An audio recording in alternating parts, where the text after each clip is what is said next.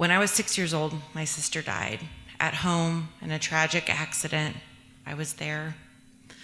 And it was the early 90s. There wasn't a lot of understanding about how kids understand death and experience grief.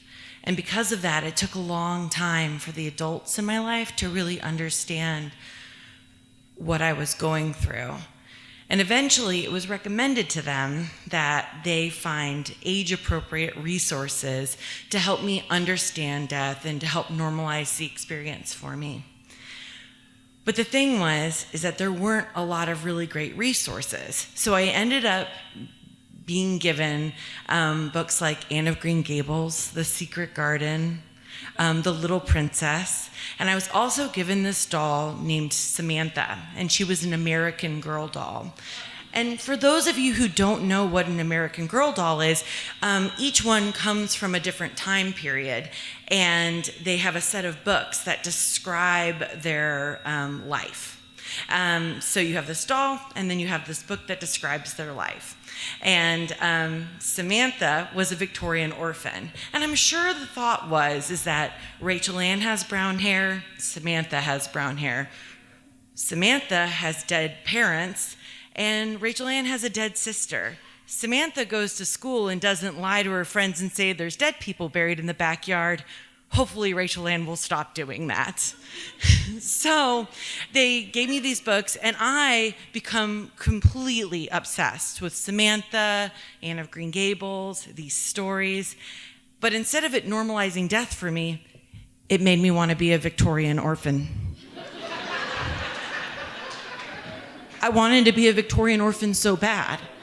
I pretended to be a Victorian orphan all the time. I played Victorian orphan. I put the shawl over my head, and I would go out and try to sleep in the neighborhood gazebo, because you can't be a Victorian orphan if you have parents. So I would abandon them to my Victorian orphan life.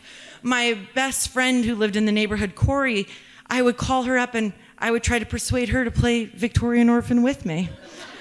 And I would call her up and I'd say, hey, Corey, do you want to come over? And she goes, what are we going to do? And I'd be like, you know what we're going to do. And she goes, please don't make me pretend to have scarlet fever again.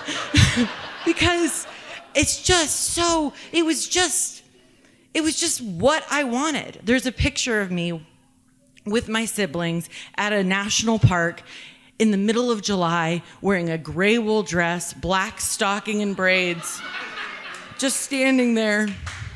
And I really appreciated that all my relatives just let me really lean into this live action role playing that I had done. And weirdly, it did help cope, because as you all know, when you have a passion, everything else makes sense. Years later, I would be getting my master's in fine arts at a university in the Midwest, and my area of focus was in print, book, and paper arts, and I developed a really intense affinity for Victorian-era printing presses. It's funny how our childhood interests somehow wander our way into adulthood. So I'm actually teaching a class, and I'm working on one of these Victorian-era printing presses, and the students' backs are facing me. So they're all sitting there, and they're getting their paper ready, and I'm working on this press, and they can't see me at the moment. And I'm leaning over the press, and all of a sudden, the pencil holding my hair up falls out, and my hair, in an instant, gets sucked into this machine.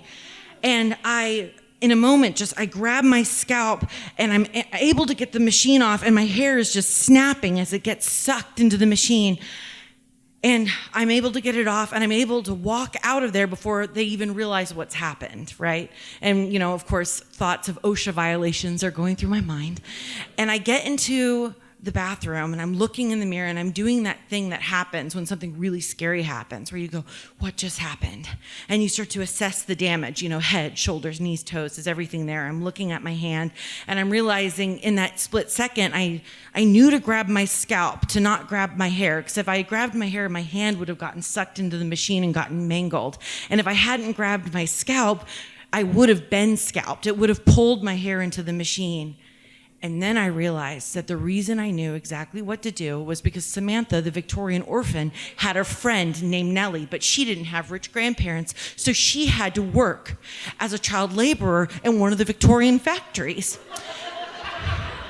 And Nellie could not express how important it was to be safe on these machines because kids were getting scalped all the time.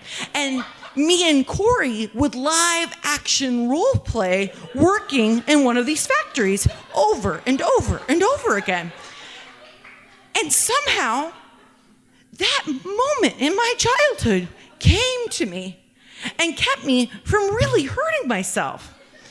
Now, when I tell you this story, I'm not saying this because I'm not trying to say like everything happens for a reason. That there isn't this like, magic cosmic thing that happens where the tragedy of my sister's death led me to being obsessed with being a Victorian orphan, and somehow it connected to keeping me from getting mangled by a Victorian era printing press in, the middle of the Midwest in my late 20s. What I am saying though is that we're all the sums of our stories.